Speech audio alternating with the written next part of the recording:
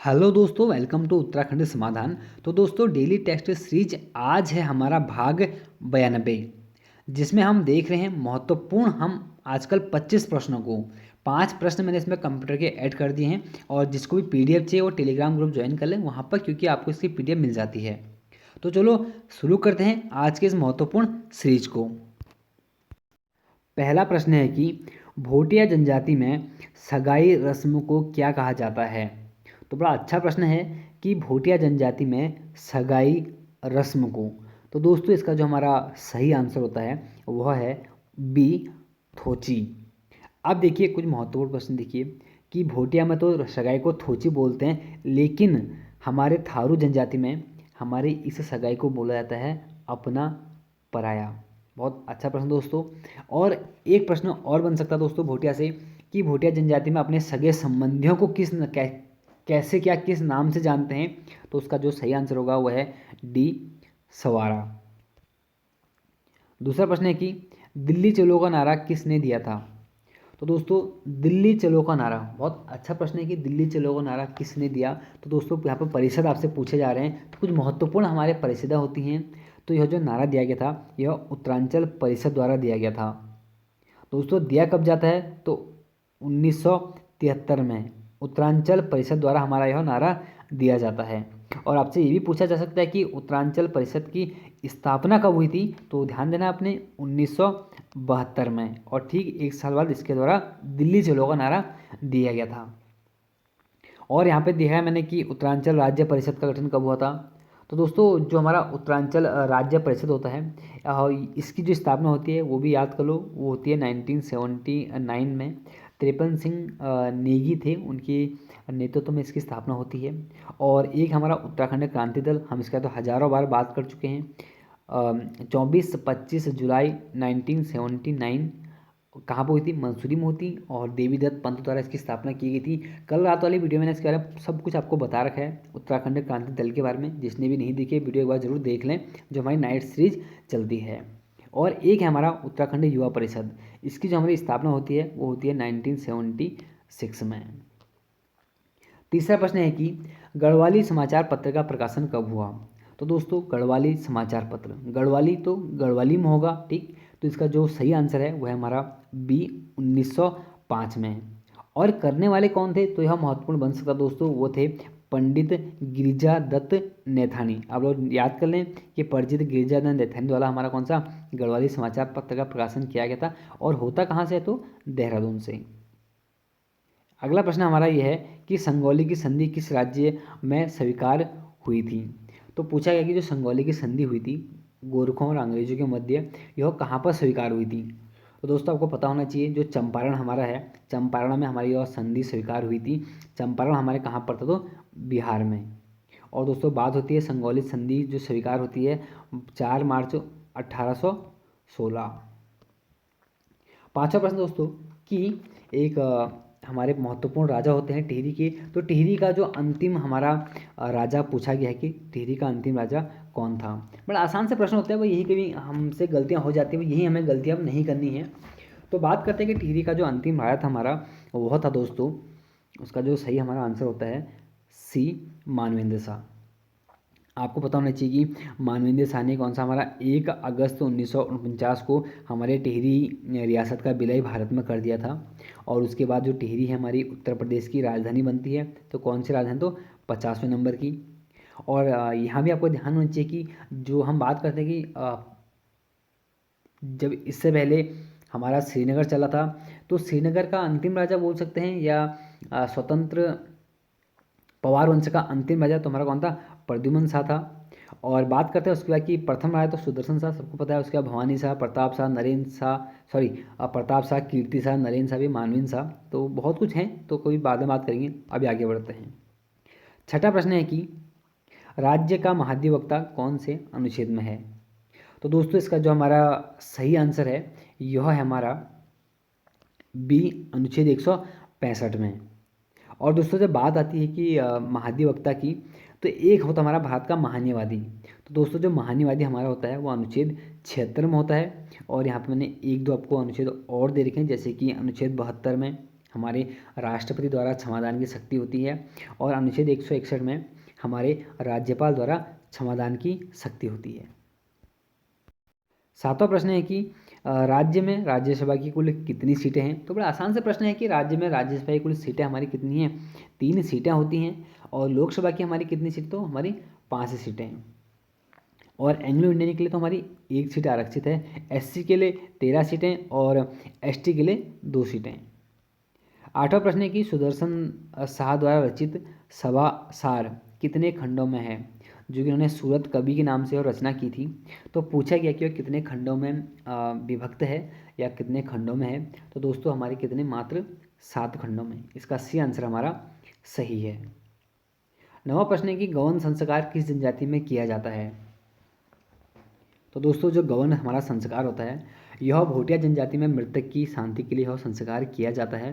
तो इसका जो सही आंसर हमारा वह है कौन सा, डी। 10वां प्रश्न है कि सुकुंडा ताल किस जिले में स्थित है। दोस्तों पूछा गया कि सुकुंडा ताल किस जिले में स्थित है। तो यह हमारे कहाँ पर दोस्तों, यह हमारे कहाँ, डी, बागेश्वर में। कन्फ्यूजन होता है दोस्तों, एक काकभुषुंडी ताल में और दूसरा कौन सा हमारा, सुकुंडा ताल में। तो जो हमारा काकभुषुंडी ताल है हमारा कहाँ है, चमोली में है, और सुकुंडा ताल आपको ध्यान देना है हमारे बागेश्वर में है। 11वां प्रश्न है कि खजुराहो में जैन मंदिरों का निर्माण किन शासकों ने करवाया था। तो दोस्तों बहुत अच्छा प्रश्न है कि खजुराहो में जैन मंदिरों का निर्माण किसके द्वारा कराया गया था। तो इसका जो हमारा सही आंसर होता है दोस्तों, वह हमारा होता है सी, चंदेल शासकों द्वारा। और 12वां प्रश्न है कि सेंधावासी मिठास के लिए प्रयोग करते थे। सेंधावासी मिठास के लिए प्रयोग करते थे, तो दोस्तों वो करते थे किसके, हमारे ए, शहद का। 13वां प्रश्न है कि प्राक्कलन समिति की जुड़वा बहन के रूप में किससे जाना जाता है। तो दोस्तों प्राक्कलन समिति की जुड़वा बहन के रूप में हम जानते हैं लोक लेखा समिति को। और हम पहले पढ़ चुके हैं कि लोक लेखा समिति को हमारा लघु लोकसभा के रूप में भी इसको हम जानते हैं, लघु लोकसभा। और बात आती है कि देखिए ये बार बार आजकल इसलिए चल रहे हैं क्योंकि जो मैं लेके चल रहा हूँ आजकल, तो मैं थोड़ा सा साथ में पॉलिटिकल ऐसी चीज़ें लेके चल रहा हूँ, तो इसलिए लगातार आपको ऐसे प्रश्न देखने को मिल रहे हैं। और बात करते हैं प्राक्कलन समिति में दोस्तों, हमारे मात्र 30 सदस्य होते हैं और सभी हमारे लोकसभा से होते हैं। लेकिन लोक लेखा समिति में हमारे 22 सदस्य होते हैं, जिसमें से 15 लोकसभा और हमारे 7 राज्यसभा के होते हैं। 14वां प्रश्न है कि पंगु सत्र व्यवस्था किस देश में लागू है। तो दोस्तों पंगु सत्र जो व्यवस्था हमारे है, यह हमारे वर्तमान में अमेरिका में लागू है। तो इसका हमारा सी आंसर सही है। और 15वां प्रश्न है कि भारत ने बेरूबारी खुलना क्षेत्र, ठीक है, बेरूबारी खुलना क्षेत्र पाकिस्तान को कब दिए थे। यह दोस्तों सीमा संशोधन में हमारे पाकिस्तान को क्षेत्र चले जाते हैं भारत के। और बहुत महत्वपूर्ण दोस्तों, क्योंकि 1958 में हमारी एक संधि होती है भारत और पाकिस्तान के मध्य, और उसके बाद हमारे भारत देश में नवा संविधान संशोधन होता है। कब, 1960 में। तो दोस्तों उस नवा संविधान संशोधन द्वारा भारत ने पाकिस्तान को बेरूबारी और खुलना क्षेत्र दे दिए थे। तो इसका बी आंसर हमारा सही है। 16वां प्रश्न है कि खुश किस्मत में उपसर्ग किस भाषा का है। अब देखिए भाई, खुश किस्मत में उपसर्ग क्या है। तो इसका जो हमारा सही आंसर है वो दोस्तों कि हमारा खुश हमारा क्या है, उपसर्ग है। उपसर्ग और प्रत्यय क्या होता है भी आगे एक प्रश्न और में दे रखा है। तो यहाँ पर क्या हो गया हमारा बी, फारसी शब्द है हमारा कौन सा, खुश। तो इसका बी आंसर सही है। और वैसे अगला प्रश्न है कि उपसर्ग का प्रयोग होता है, भाई उपसर्ग का प्रयोग कहाँ पर होता है, शब्द के आगे, शब्द के पीछे, शब्द के बीच में, इनमें से कोई नहीं। तो इसका जो सही आंसर हमारा वो क्या हमारा वो है ए, शब्द के आगे। 18वां प्रश्न है कि समास शब्द का अर्थ है। तो दोस्तों समास शब्द का हमारा अर्थ होता है डी, संक्षेप। इसका डी आंसर सही है। और अगला प्रश्न हमारा कि भुजंग शब्द का पर्यायवाची नहीं है। तो दोस्तों भुजंग जो शब्द का पर्यायवाची हमारे इसमें नहीं है। देखिए भुजंग का ब्याल होता है, सर्प होता है, पन्नंग होता है हमारा, गरुण हमारा नहीं होता है। तो इसका हमारा बी आंसर बिल्कुल सही है। और 20वां प्रश्न है कि रंग भवन, रंग भवन का अर्थ क्या है। यहाँ पर शॉर्ट में पूछा है रंग भवन। तो दोस्तों रंगा हुआ भवन, या नाट्य गृह, या रंग बनाने का कारखाना, या रंगेलियाँ बनाने का स्थान। तो इसका जो हमारा सही आंसर दोस्तों वह है बी, नाट्य गृह। 21वां प्रश्न है कि कंप्यूटर साक्षरता दिवस कब मनाया जाता है। देख, कंप्यूटर के कुछ दिन आपके यहाँ पर सरल सरल प्रश्न आएंगे, उसका लेवल इसका अपने आप ही बढ़ा दिया जाएगा। तो प्रश्न है कि कंप्यूटर साक्षरता दिवस कब मनाया जाता है। तो दोस्तों इसका जो हमारा सही आंसर होता है वह है बी, 2 दिसंबर को। और अगर आपसे मैं पूछूं कि 1 दिसंबर को कौन सा दिवस मनाते हैं, तो आप लोग एक बार कमेंट जरूर करें। 22वां प्रश्न है कि भारत में सिलिकॉन वैली कहाँ स्थित है। तो दोस्तों भारत में जो हमारी सिलिकॉन वैली है यह हमारे स्थित है कहाँ पर, ए, बंगलुरु में। इसका हमारा ए आंसर सही होता है। और 23वां प्रश्न है कि भारत में निर्मित प्रथम कंप्यूटर है। दोस्तों भारत में हमारा जो प्रथम निर्मित कंप्यूटर होता है उसका जो सही आंसर हमारा वह है कौन सा, ए, सिद्धार्थ। और 24वां प्रश्न है कि भाषा जिसे, एक मिनट, प्रश्न है कि भाषा जिसे कंप्यूटर समझता है वह निष्पादित करता है कहलाती है। बहुत ध्यान से पढ़ें, भाषा जिसे कंप्यूटर समझता है वह निष्पादित करता है वह क्या कहलाती है।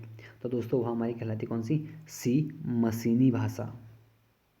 और आज का अंतिम प्रश्न हमारा यह है कि भारत का प्रथम कंप्यूटरीकृत डाकघर कहाँ स्थित है। तो इसका जो हमारा सही आंसर दोस्तों वह है हमारा कौन सा, ए, नई दिल्ली। तो दोस्तों कभी कभी हमारे कंप्यूटर में ऐसे प्रश्न भी देखने को मिलते हैं, हमें इनको भी जानना बहुत ही ज़रूरी है। तो ये थे हमारे महत्वपूर्ण आज के 25 प्रश्न, और मिलते हैं एक नेक्स्ट वीडियो में। और जो भी हमारे इस टेस्ट सीरीज को फॉलो कर रहा है, बहुत अच्छे अच्छे आप लोग कमेंट करते हैं, धन्यवाद आप लोगों का, क्योंकि आपके कमेंट से मेरा मनोबल बढ़ता है और इसीलिए मैं पूरी कोशिश करता हूँ कि आपको वीडियो समय पर मिले। पहली बार दोस्तों जो कल बीत गया, मैंने पहली बार शायद 5:30 बजे वीडियो डाली है, थोड़ा सा अपलोड नहीं हो पाई थी वीडियो, वरना दोस्तों डेली आपको 4 बजे वीडियो मिल जाती है। तो जो भी नए हैं वो ज़रूर जुड़ें और एक आदत बनाएं सुबह 4 बजे उठने की, क्योंकि मैं यहाँ पर आपको डेली, आज हमारा ये 92वां भाग है। देखिए मतलब ये मान लीजिए कि 92 दिन लगातार मैं यह वीडियो 4 बजे दे रहा हूँ। जब मैं उठ सकता हूँ 4 बजे, तो आप क्यों नहीं उठ सकते। सभी लोग तैयारी तो कर रहे हैं, तो एक जुनून के साथ आइए और सुबह 4 बजे इस जो वीडियो आती है वहाँ पर कमेंट करिए। तो मिलते हैं दोस्तों नेक्स्ट वीडियो में। जय हिंद, जय भारत।